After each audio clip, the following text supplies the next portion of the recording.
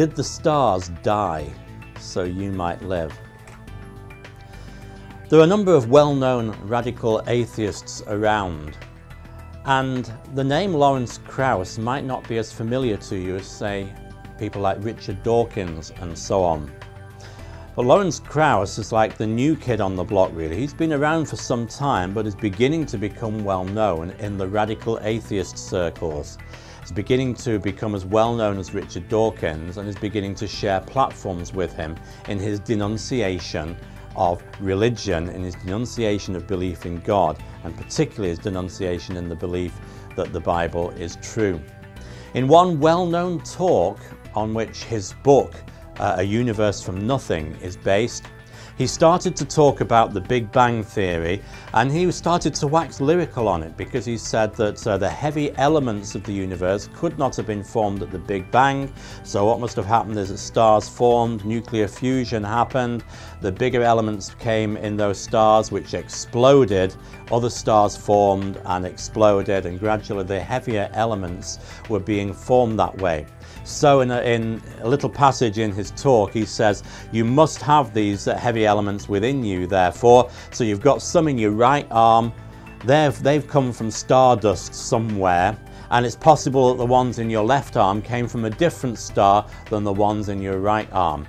And then in a very blasphemous statement, he said this: forget Jesus, the stars died that you might live.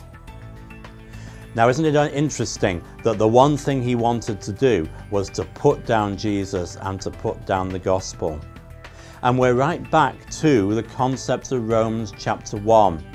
Here is a very intelligent man who the Bible says is a fool. And in Romans chapter 1 we read that though they knew God, they refused to acknowledge him as God.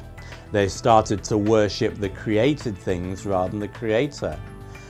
Of course, Krauss would say that he doesn't worship anything at all, but he does. He worships this concept of the Big Bang, a theory that even many atheist cosmologists don't accept anymore. So he worships this concept. He talks about how origins could have come about, the origins of the universe could have come about in a way that does not require God.